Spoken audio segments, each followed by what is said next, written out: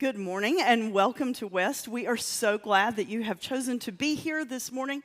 There are a million other things that you could have chosen to do and a million other places that you could have chosen to be. And so we consider it an honor and a privilege that you are here. So if you are worshiping with us online and we see some first-time guests with us online, we're really grateful that you are here. We invite you to scan the QR code that you see on your screen. Let us know that you're here.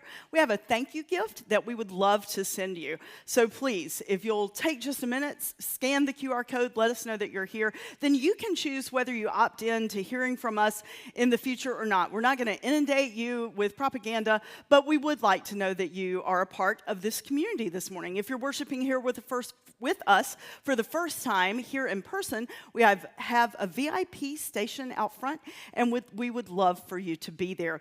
We are in the middle of our Not Afraid to Get Dirty series. It ends next Sunday, the Sunday before Thanksgiving, and this is our month of generosity. Did you know that generous people are the happiest people? Scientific research data shows that. And so we are focusing on being generous with our time, our resources, all the things that we have that we are a part of. We are focusing on giving that forward, paying it forward. And so it's our Not Afraid to Get Dirty series. You're going to hear a lot about that in the worship experience today, but today we have an opportunity for you at the Kindness Closet after worship. That's 11:30. You can see someone at the info station that's out in the commons area. They'll inform you like where it is and stuff. If you have an hour that you can give, it is to help folks with hygiene security. And so you can go to the Kindness Closet and be a part of that. And also, did you know that next Sunday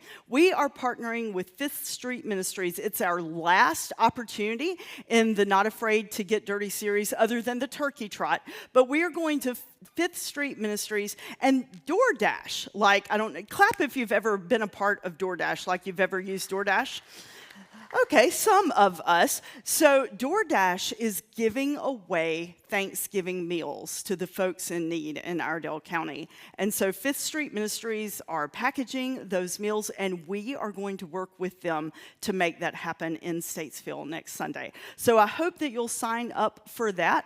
And if you don't know how to sign up for it, again, you can go to the Connect station that's out in the Commons area. So I want to be fully transparent with you today. My name's Andrea Smith, and I'm not transparent about that. That is who I am, and I'm your pastor, or the pastor here. But I want to be fully transparent that today is different. So typically when you come, there's a funny video to get you engaged, and then some songs to hopefully help you pause and think about life. If you have a relationship with God already, prompt you to think about that relationship with God. If you're coming here and you're searching and you're just trying to check it out and see what it's all about, hopefully the songs will just allow you to have something to meditate on. And we're going to talk about that in a little while in the service, because clearly our worship music caused quite a stir on social media this week. So we're going to talk about that in a little while. But before that, typically we have some worship songs, and then we go into a song that will allow you space to center yourself, to prepare for the message, and then we have a message, and then we have prayer, and then we have a song together, and then you go on your separate ways. Today is very, very different. Today is our State of the Church. It is what we do one time a year. Now, if this is your first time worshiping with us, I'm not going to apologize that you're here today, because then we would be apologizing for being who we are, and we're not. We want to communicate with you one time a year very intentionally what you are a part of. We're going to talk about our mission, our vision, all the ways that we're engaged, what we've done well and what we've not done well, and where we hope to go in 2025. And we're going to do that all in an hour, so it's going to be a little modern-day miracle. But it's a lot of data. I'm going to read to you, which I don't typically do, but I'm going to read to you numbers. You're going to have pictures on the screens of the ministries. And if you invest with your time, your presence, your resources, your skills, your talents, or your financial resources, if you invest in any of those ways in this faith community, today is for you, because we want you to see what your investment in West, what it does. And honestly, like we've been working on this for months. It's also what we call Charge Conference in the United Methodist Church. And we'll have the business session after this worship session.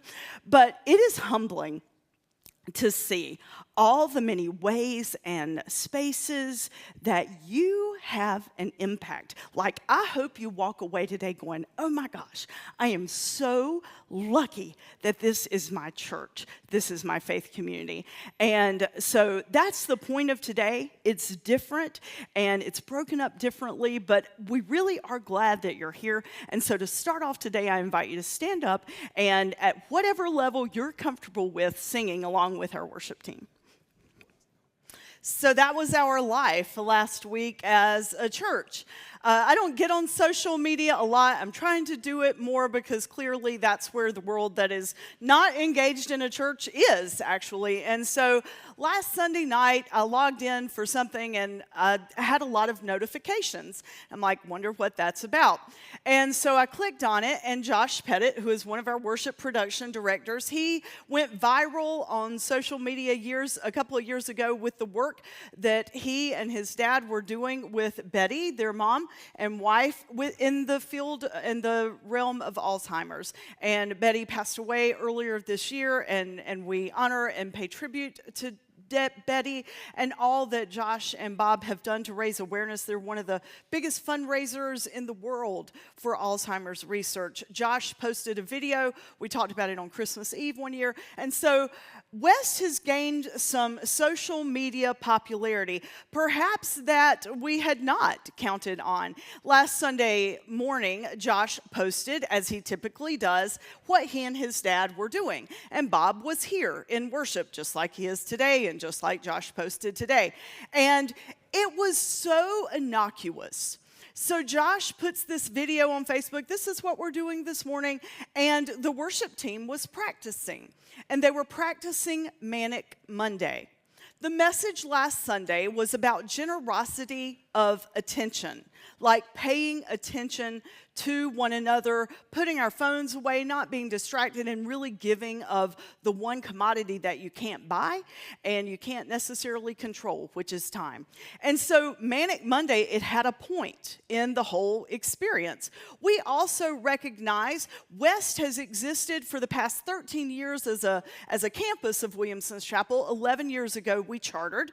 We have always existed to reach people that would never darken the doors of a more formal church setting. That's why we started, and we have tried so hard to stay true to that throughout the last 13 years. So we recognize that odds are new people or people that are not deep in their walk with Christ perhaps do not sit and listen to K-Love all day long. But you do listen to other music. And so that's why we use other music in our worship experiences, like Manic Monday. And oh my goodness, it went viral. So you see the picture on the side screens. It had 1.2 thousand likes, 265 comments, most were not positive, and 17 shares, and that's not true. There were a lot of positives. I, of course, hone in on the negatives. And then the video of the band practicing was 71,000 views. Now, last Sunday night, as I was scrolling the comments, lots of people were like, that's not worship, that's not worship, that's not worship. I'm like, okay, fine. We can agree to disagree, right? And I have been in church from the time that I was born. My mother, when she was the church organist, so I think as soon as she could get me out of the house, I was there. I've been a lover of Jesus and a follower of Christ since I was 4 years old. I remember professing my faith in the Southern Baptist tradition. And ever since then, I've been in the church. I have deconstructed the theology that I was taught as a child and as a teenager. And here we are. And we're all continuing on our journey together. And so I recognize that people come to faith and their experience of faith and church from lots of different pathways. However, I don't go on social media and bash other people's pathways. And I would appreciate, actually, if folks didn't bash ours. So one comment was, well, that's creepy. And I'm like, creepy? That's an interesting descriptor of a worship song, creepy. And then they realized that there was a woman pastor. And so they came back with another comment. And they're like, oh, a woman pastor? That's double creepy. Well, then my phone started blowing up with text messages, hey, double creepy. And I'm like, hey, I'm going to own it this time. And so there was a lot of banter back and forth. And so I had a shirt made. And I am proud to be double creepy.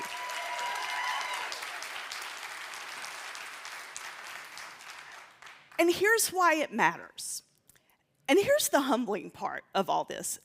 Like, so many people commented in lots of different threads, I don't go to church, but if I did, this would be a church that I would go to. Folks, that's why we're here. In the 8th century BCE, a prophet Micah was dealing with the same kind of stuff. It was before the time of Jesus. He was trying to help the people that he was in ministry and community with find their way closer to God, back to God, engaging deeper with God, and they kept missing the mark over and over and over again. Perhaps you know the story. It's the Hebrew story in our Hebrew scriptures, our Old Testament scriptures. Perhaps you don't, and that's okay. But there is one thing that Micah said that has become a foundational verse of who we are as a church. To seek justice, love mercy, and walk humbly with our God. That is who we are. That is what we're about. And so today on the State of the Church, I'm really glad that a week ago we became social media viral because of our worship music. Because it just goes to show that there is a world out there beyond these walls, beyond churched walls, of people who want meaning in their life, want purpose in their life. And we know, hopefully, if you're here, you know that meaning and purpose comes from a walk with Christ.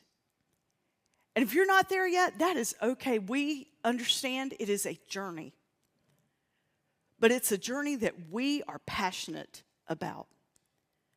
Our mission statement is that we are real people doing real life and sharing God's love in real ways. The question I sent out on Friday to you was very intentional. And if you did not get a question on Friday, it means you're not a part of our email system. And we would love to have you be a part of that, whether you're online worshiping or whether you're here in person. It's our predominant way of staying connected. And you can do that at the Connect tent out in the Commons area. But I asked you, are you different now than you were a year ago? Like, are you different? The word salvation, which I ended up debating on social media with a lady this week, the word salvation means transformation. We as United Methodists do not see salvation as a one and done kind of thing. We see it as a journey, and we are moving forward in that journey in perfecting grace. Are you different today than you were a year ago? And that's why we're here. And everything that we do, we try really hard to do it so that you can grow and change and be different in the next year. So I want to share with you our core values. The first one is that we followed the Jesus model. If Jesus did it, we do it.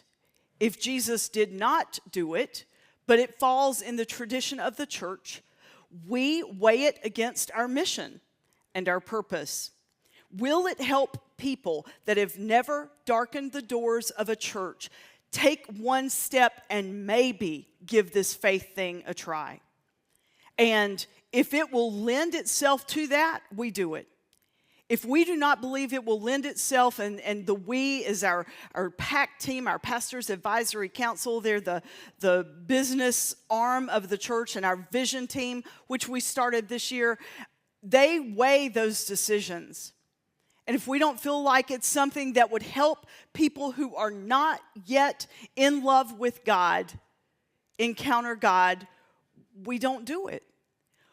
When we chartered, and we still live by this, there are so many amazing churches in a 5-mile radius, and you can get some really amazing and powerful and transformative theology on YouTube. But we also believe that there's power in community. But the point of that is we're not competing with other churches. We recognize that West is not going to be a faith community for everyone. Some people like stained glass. Some people like an altar table. Some people like an organ and hymns of faith. We can't be everything for everyone. So we try really hard to stay true to our mission and our core values and who we believe God is calling us to be. So the first one is we follow the Jesus model, and the second is all means all. We have had that core value from the very beginning that we love all people, and not just around sexual orientation. Like if you were to do a political conversation with this community, we fall on both sides. And way to go for respecting one another over these past few weeks at living into that and to creating a safe space instead of condemnation.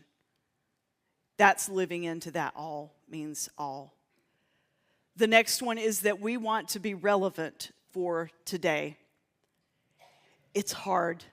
That's probably one of our hardest core values, because that means that one of our next core values is that we're infinitely changing. But to stay relevant and to meet people where they are, first we have to have conversations to learn about that, and then we've got to pivot. It's like we're constantly pivoting, which can be exhausting. And for a couple of years, like, we didn't do it well. And so at the State of the Church, we would have a very different conversation, and we talked more about what we needed to change than what were wins. Today's State of the Church is different than it's been in the last 5 years. It is the healthiest we have ever been as a faith community since years ago when we first started. And it's because we've been willing to pivot. We have a pulse on the needs of the community. And I hope you see that as we get more into the statistics.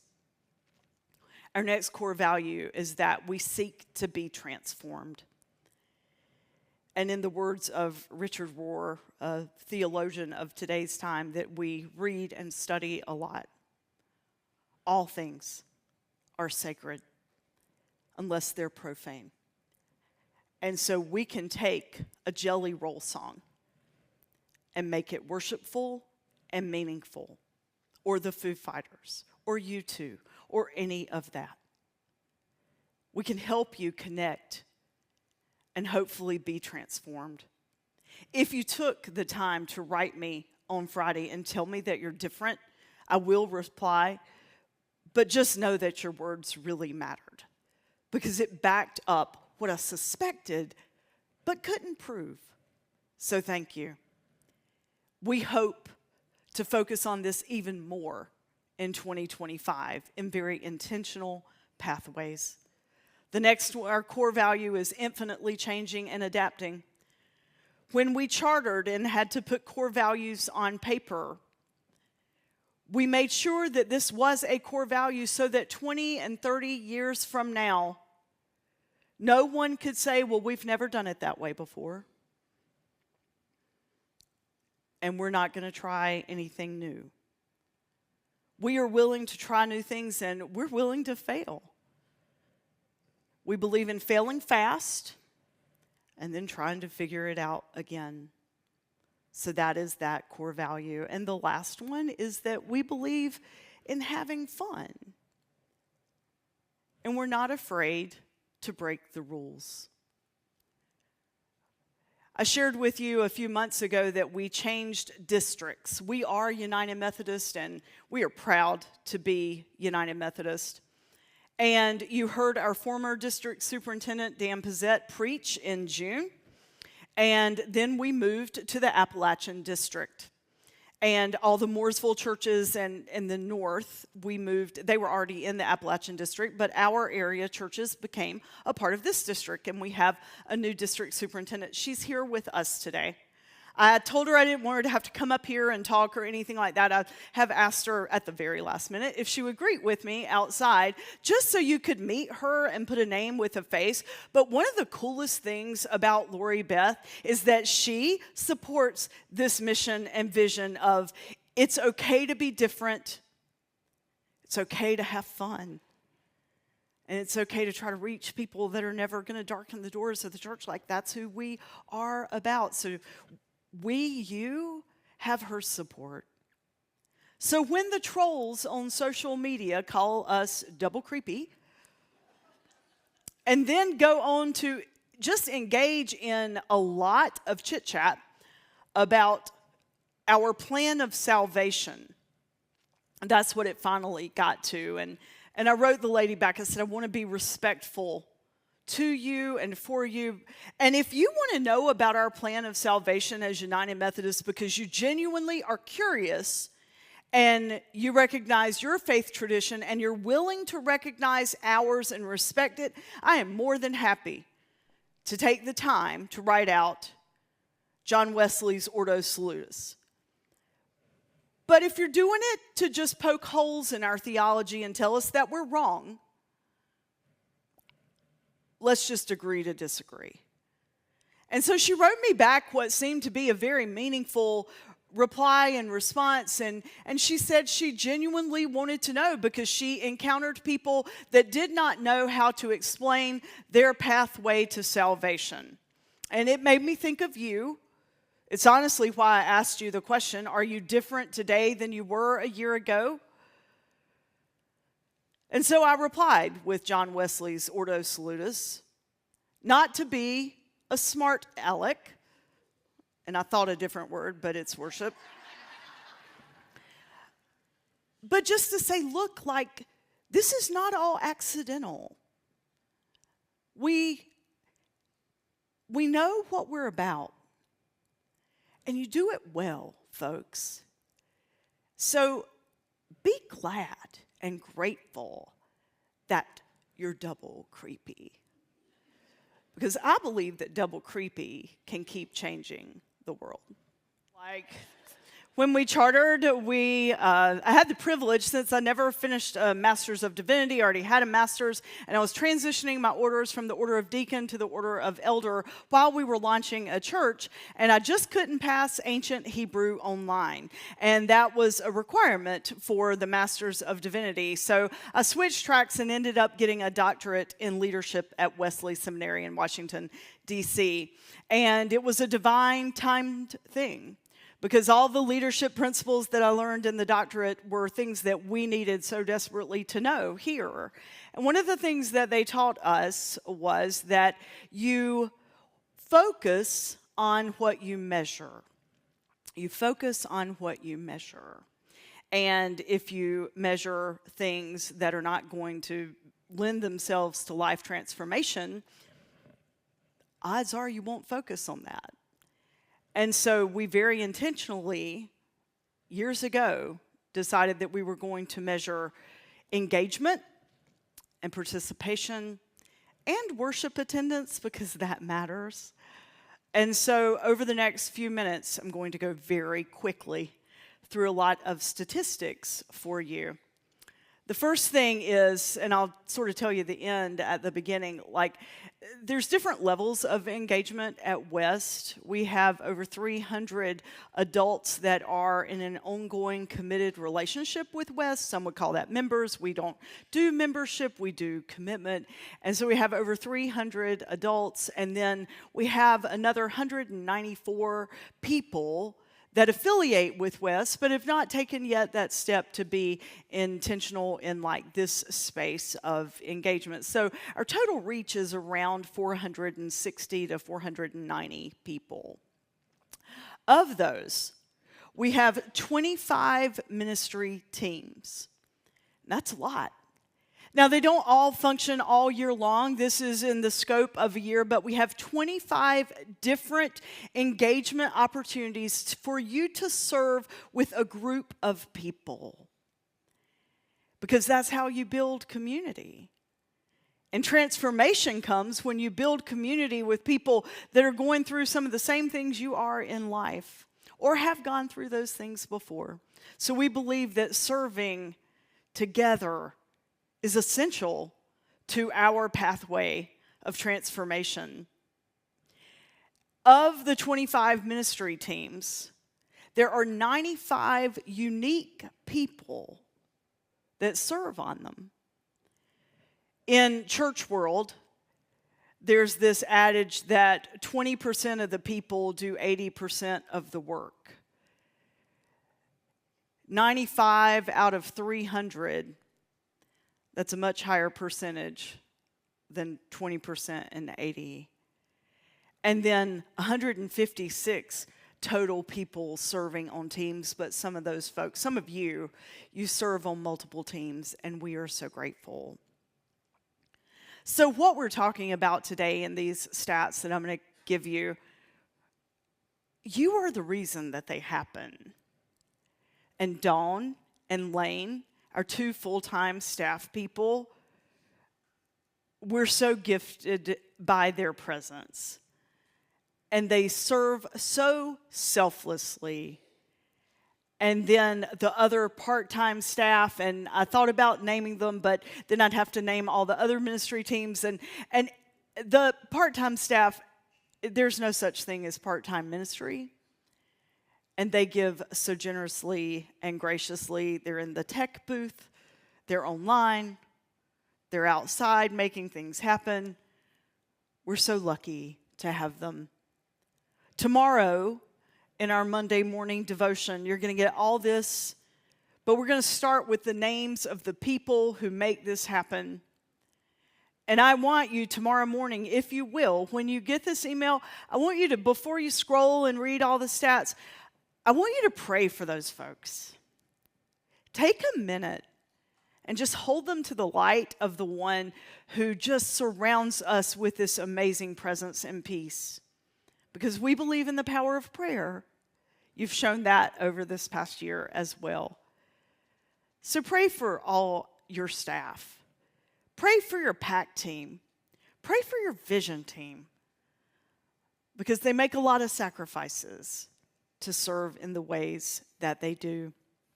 So we wanted to be a missional church when we started. We made the decision early on that we were not going to be about building a building. There's no need for a new building, especially in our area. There are lots of buildings. And we have a beautiful relationship with the school system. It's symbiotic, and it's one that has stood the test of time. And so why would we need to sink millions of dollars in a facility when we can have so much more impact if we take that money and invest it in the lives of others? So first, I want to share with you our backpack mission. We collaborate with St. Therese Catholic Church. It provides meals for students and families at 4 local schools. This past year, you served 1,710 total bags. Yeah. The monetary value of what you've done with St. Therese, $52,300. You feed the people. Then we have Acres of Hope. Or actually, I'm out of order, sorry. Then we have Mooresville Christian Mission. And that is our local nonprofit that serves the indigent and gives them counseling and job preparation. We have serving days there. We've served 5 times this year. We've had 72 volunteers, plus 31 at the turkey trot. And you've donated over $1,000 to Mooresville Christian Mission. And then the Path House. This is a safe space for those who are homeless in Iredell County. It is a part of Fifth Street Ministries. See all those leaves? We raked them last year, and we raked them again this year as a part of the month of service. We also gave breakfast to the individuals that were staying there. You collected over $1,000 worth of monetary items for them, and you served 3 times this year with over 40 volunteer hours. And then the college student care packages. We recognize that young adults struggle to maintain that connection oftentimes with their church. So we took something that could be internal only and made it external. So the college students are invited to invite a friend that has nothing to do with the church. We have a team of 9 people that make this ministry happen. They sent 150 packages this past year. We served 29 students, and the value of the boxes is over $3,000. And that doesn't count the postage. That comes out of our operating budget. Then we have Feed NC. That is another local nonprofit. It works alongside Mooresville Christian Mission. It prepares hot meals for individuals and also offers counseling opportunities and coaching. And with Feed NC, you donated 39 pounds of food for their annual food drive. We have 13 volunteers that serve there in an ongoing manner. 39 volunteer hours at one point this year with our month of service. And you've donated over $500 in donation value. And then the Lake Norman Humane Society, that was one of our new missional partners this past year. You had 26 total volunteers. You served there 3 separate times, 57 volunteer hours, and 450 donated monies. And then we have the Kindness Closet. This is an organization that partners with our Back to School Bash, and it works with Mooresville Christian Mission and Feed NC. And the Kindness Closet provides hygiene supplies for families that deal with hygiene insecurity and food insecurity. We've had 56 volunteers over the past year, a $1,600 value serving with the Kindness Closet. And then we have Give Yoga NC. This is a new nonprofit. It is actually now, we supported it last year, and now it's investing in us. Our yoga fresh expression that has been going on for several years. It was our first fresh expression. It has over 55 people engaged with it. The Give Yoga NC is a new nonprofit to provide yoga for folks that would not be able to afford it. Give Yoga NC is going to pay our yoga instructors for our yoga fresh expression. Yeah, that's powerful. And it helps our budget, which at the end of the day matters. And then we have Ding Dong Ditch.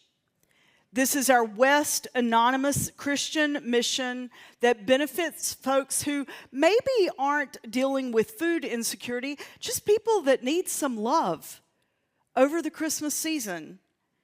People that are going through illness, people that have lost loved ones. It can help those that are dealing with food insecurity. But last year you served 62 people, 13 families, and over $6,000 of in-donation value.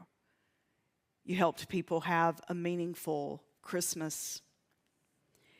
Then Acres of Hope. This is our global nonprofit that we support. Pastor Jeffrey was here with us a couple of months ago and shared where Acres of Hope has come. As you look at the pictures on the screens, I want you to remember that when West first got involved, and we do this in tandem with Williamson's Chapel, there was nothing on this property except for some dirt and a lot of orphan children.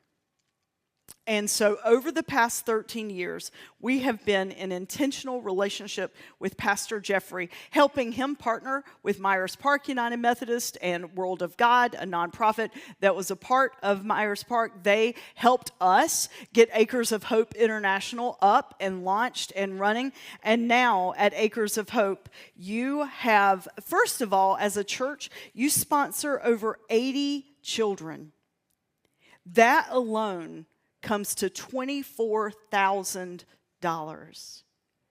And when you sponsor a child at Acres of Hope, you are providing for them food, shelter, school fees, and any medical care and attention that they may need.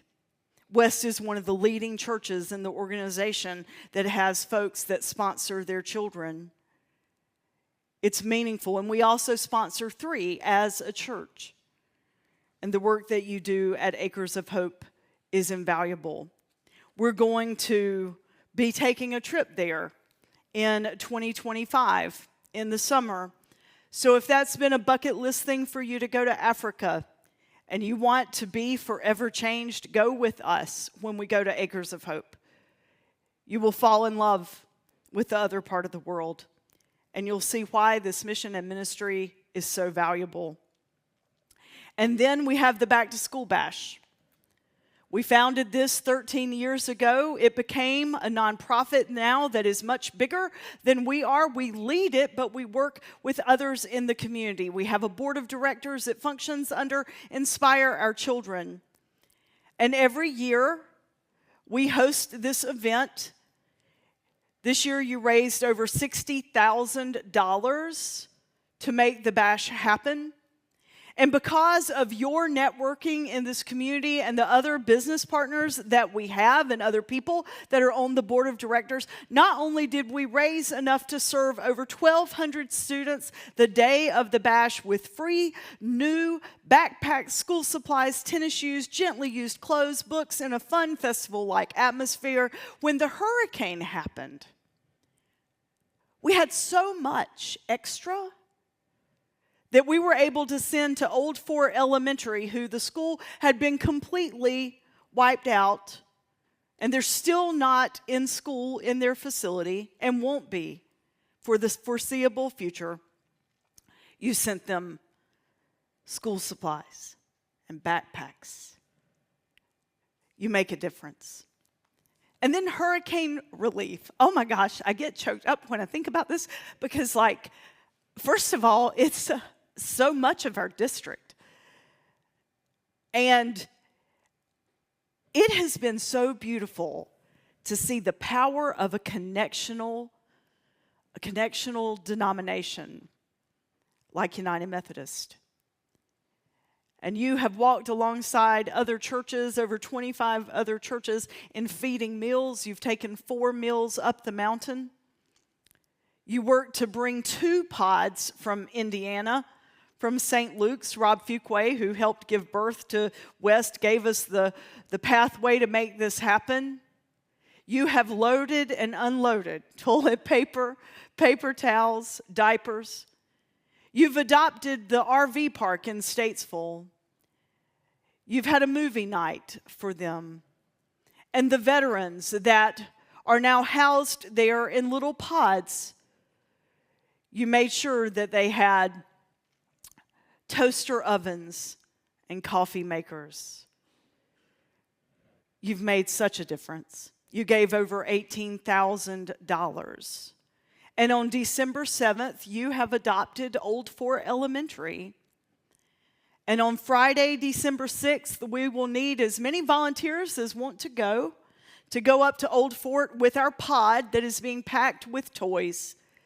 And we're going to provide those students alongside their PTA with Santa Shop on that Saturday so that the families of Old Fort can have Christmas.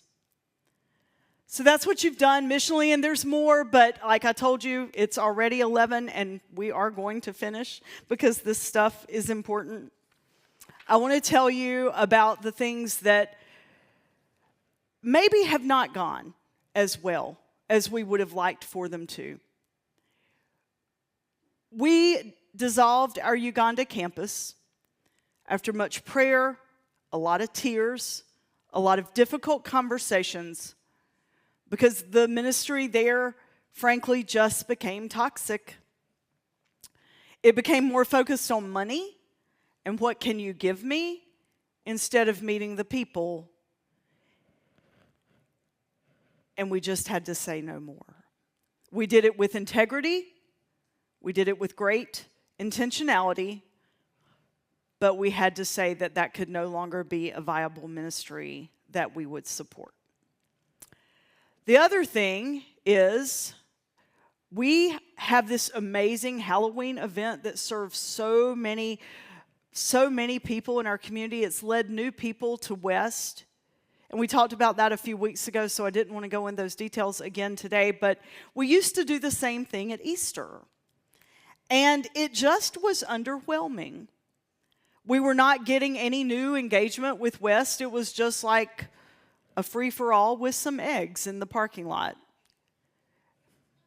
Literally. And so we decided not to have it anymore. And so we pivoted. And we adapted that ministry, and now we did an egging. And so on Sunday during Lent, a couple of weeks before Easter, we gather here, and a team of people distribute eggs in various yards. The nominations come from our Amped families. And I want to talk to you for just a second about Amped. 5 years ago when we did this, I had to say, we have come to a place in the life of our community where we only have about 3 or 4 children. And I mean, if you don't have children, your church has no future. We didn't pivot fast enough. And we just couldn't keep up with the success that we had when we launched. And we couldn't figure out how we were going to meet the needs of the community. Because like right now, as we are in this space, there are people down on the lacrosse field having practice and games. The world is different. We'd had an idea that we tried to launch a couple of times, and it just kept falling flat on its face, and then a pandemic happened. We had a staffing change, and then the idea that we had, the new staff person was able to implement it. So now, 5 years later, we have what is called Amped. We have Amped Online. We have 68 children that participate in Amped, both in person and digitally. They have once a month gathering activities. They come here on Sunday mornings. They get subscription boxes that you help deliver, which saves a ton of money. You help pack, which saves a ton of time. And we have almost 70 kids. And the beautiful part of that is they're a part of the Amped episodes. They're leading and growing in their faith. So as we transition out of this part, and I promise you'll be out of here by maybe 11:15, at the end of the day, 11:20, because I have one more part, and it's important. But I want you to check out this Amped video and see what almost 70 kids get once a month with character development, and then here on Sunday mornings with spiritual formation.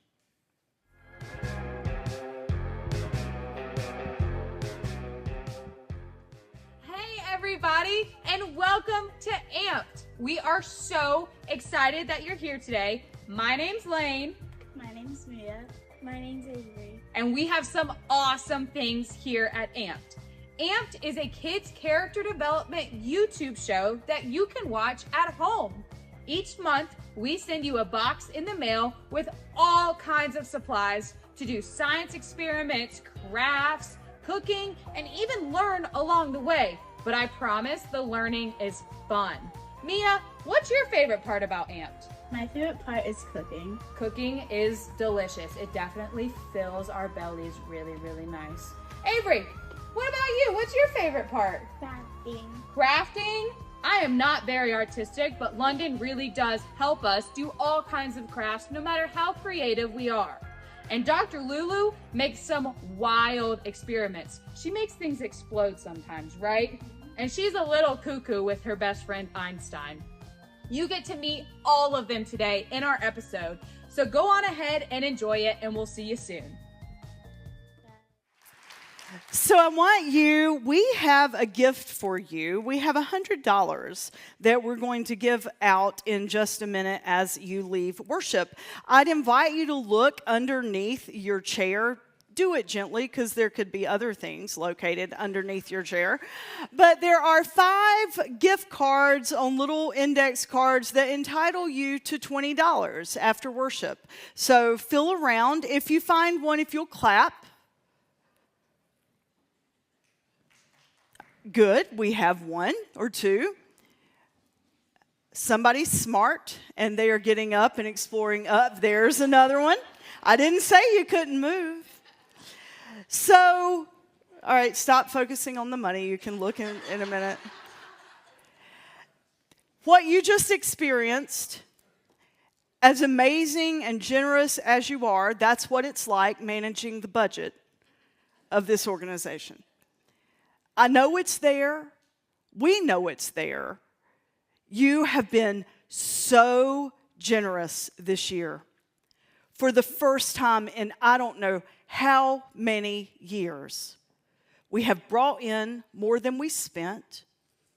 It's the first time we didn't have any grant money supporting staff or anything like that. You have given over $428,000 toward our budget.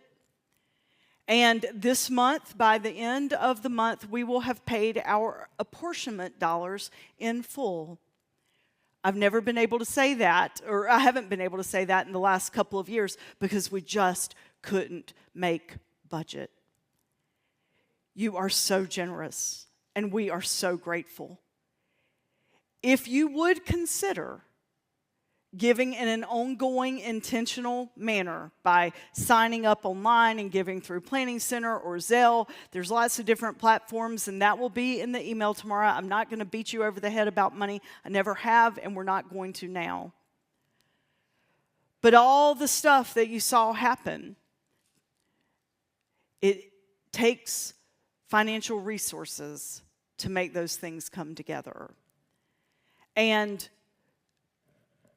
we have about 70 giving units.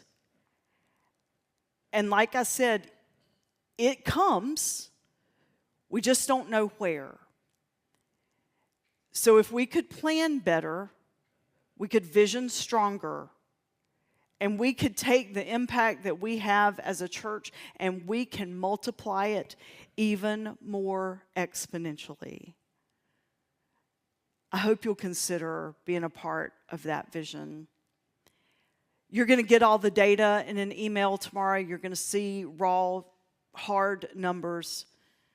Last year when we had this, a first-time guest family left, and they were like, I really wish today hadn't have been the first day because you talked a lot about money. So I'm talking about less this year than ever before.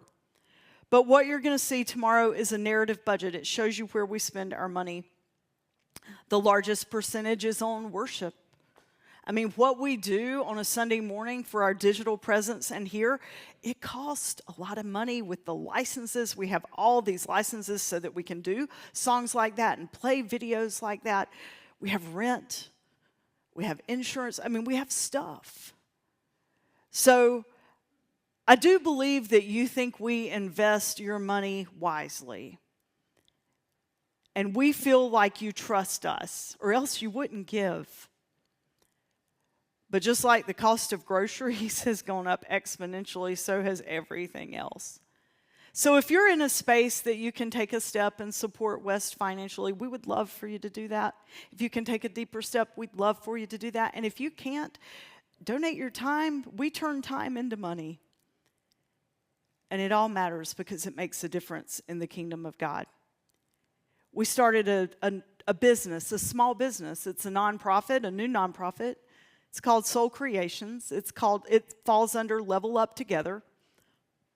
this year we had the opportunity to be given a space at Merino Mill. We pay the rent now, but the space booth owner grandfathered us in, so now we have our own booth. It's E2. And we sold over $14,000 worth of candles and jewelry that you all are making. And we look forward to seeing what that can turn into next year. And we take that money, we have to reinvest it in product and rent and that kind of stuff, but we also give it back to West to fund our ministries like Amped and other things. And then for worship, this is what I'll close with. Well, first of all, I want you to know how many people we have in small groups, in spiritual formation small groups. We have over 250 people that are engaged in some type of spiritual formation. And what we learned this year was it was something we were not doing well and that we needed to fix and we needed to pivot. One of our most successful new small groups happens and is going to start happening again. We do it seasonally right after worship. You didn't want to read a book. You didn't want to study anything. You wanted to get together and read Holy Scripture. And we're going to start that in just a few weeks with the season of Advent. That's been our best attended small group that we've launched. And we've been struggling with trying to figure out what you're looking for. You showed us that you're hungry to go deeper. And so we hear you, and we're going to provide that for you. The other thing that we know is a huge growing edge for us is that we are struggling to communicate to you in the ways that you need to be communicated to. We live in a digital age, and video is a big part of it. And over the last couple of years, like as we've tightened up our budget, we have taken staff positions that used to exist, and we don't have those anymore. So we don't have a videographer. Lane does a lot of our videos, and then volunteers do some, but like we know we've got to pivot. We have not figured out how. It came to our attention that our key leaders weren't getting our text messages. We know that there's a cog in the wheel, and we got to figure it out. So that is one of our goals for 2025, is to figure out how to better communicate with you so that you can know all the parts and pieces of transformation that West offers. And then the last thing, we average over 314 people in our worship experiences, and we've learned they're not all here. Like, there's over 150, 200 people live streaming right now. Then the podcast and all the other ways that we put the message out. Like, we know the importance of offering it in multiple platforms. But the fact that over 300 people worship in an ongoing manner, we're grateful. And then this is another growing edge, and one that I am committed to being better at, is spiritual formation articles and meditations. You shared with me on Friday in your replies to me that that's one of the things that you count on. This past year, I wrote 117, and they had over 23,000 reads. So I need to focus a little more, not be quite so much ADD, and provide spiritual format and content so that you can go deeper. That's who we are as a church. And honestly, there's so much more, but I promised you'd be out of here. I hope we're a church that you're proud of. I hope we're a church that you want to invest in, not just financially, but with your heart. You do so much for so many. And I hope that as you do that, you feel that transformational love of God. Because we know that in being generous, not only are others changed, but we are changed. And transformation is salvation. Will you pray with me? Gracious God, thank you for these people. Whether they're here or far away, thank you for all the folks who call West their space. their home. God, thank you for blessing our efforts this past year. Thank you for the pathways that we've been provided to show people your light and your love. May you continue to convict us and show us the way. And God, may we continue to offer ourselves to seek justice, to love mercy, and to walk humbly with you every step of the way. We offer ourselves to you as Christ's body, the church. Amen. So I invite you over the next year to be intentional about being double creepy. We've been called by one who gave all that he had to show us how to be at one with God. It's atonement. Jesus said the greatest commandment is to love God with all that you are, all that you have, and to love all people as you love yourself.